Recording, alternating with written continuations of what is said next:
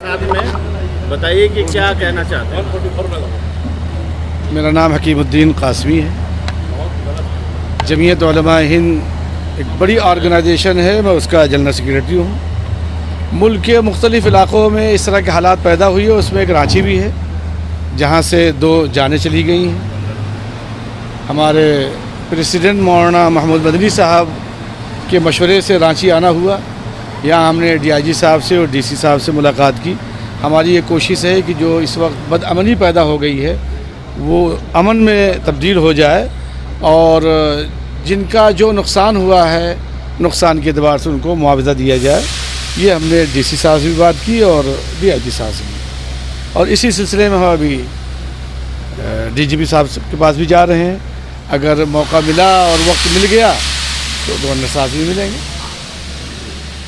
अच्छा, ये कहा जा रहा है कि भारी तादाद में जो लोग आए थे वो बाहर के लोग थे। इस वक्त मैं कुछ नहीं जानता हूँ, ये उनका काम है, वो बताएंगे। ये भी खबर हमने देखा ही नहीं है, उससे तो हम कैसे कह सकते हैं। नहीं, लेकिन आपको यहाँ की खबर तो होगी ना। ये कहा गया कि सहारनपुर से जो सहारनपुर ये वो बताए, ये उन्होंने SIT बना दी है, SIT बना दी है, वो बताएंगे। नहीं तो मुआवजा वो बताएंगे। बात की जा रही है कि SDPI भी इसमें शामिल हो सकता है। उसमें कौन है नहीं है ये वो बताएंगे। ये काम पुलिस का है, मेरा नहीं। अदालत में मुआवजा नहीं, लेकिन जैसे- अचानक से इतनी भीड़ कहाँ से एकजुट हो गई, इसको लेकर सवाल खड़े नहीं होते हैं कि वहाँ पर पहले इतनी भीड़ कभी नहीं होती थी। भाई ये यहाँ की इंतज़ामिया की जिम्मेदारी है कि वो इसके बारे में जवाब दे। हम उसके जवाब दे नहीं।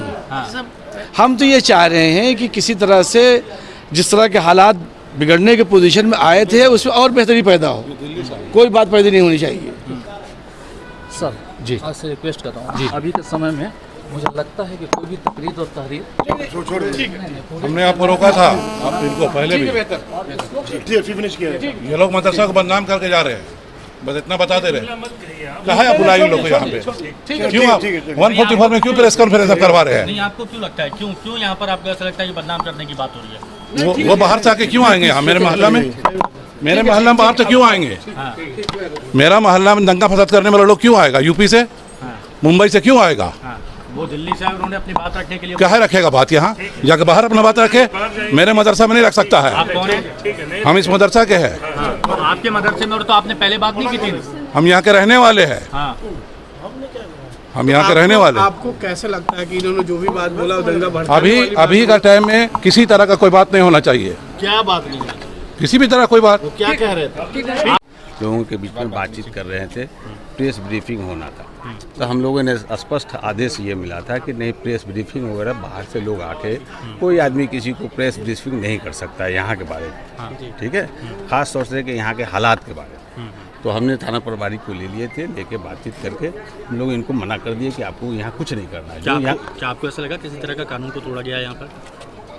नहीं, हम लोगों ने मना कर दिया है, मना ही कर दिया कि नहीं, करना ही नहीं। लेकिन अगर इस तरह से कुछ होता है अगर तो किस होता, तरह हाँ की हाँ, कार्रवाई? यस, अगर होगा तो फिर तो कानून अपना काम करेगी। बात तो ठीक।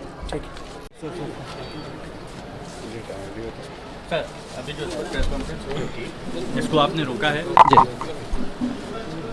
यदि मुझे ऐसा लगता है, मुझे कानून प्रदत्त यह शक्ति है, अगर लगता है कि किसी भी तहरीर से, तकरीर से अगर किसी तरह का विधि व्यवस्था से भंग होने की संभावना है तो मैं उसे शांतिपूर्वक उसको प्रिवेंट करने की कोशिश करूंगा। आइए मेरा अपील कर रहे थे। नहीं, फिर भी अभी मैं नहीं चाहता हूं कि अभी यहाँ पर किसी तरह से इस तरह से कोई तकरीर हो। सबको बोलने का अधिकार है ना। है ठीक है, लेकिन मैं समझता हूँ ये मेरा, आपका अपना समझना है, उनका अपना समझना है। मेरे समझ से मैं एज ए पुलिसमैन, मैं यहाँ का थाना प्रभारी के रूप में मुझे अगर लगता है तो मैं इस चीज़ को कर रहा हूँ।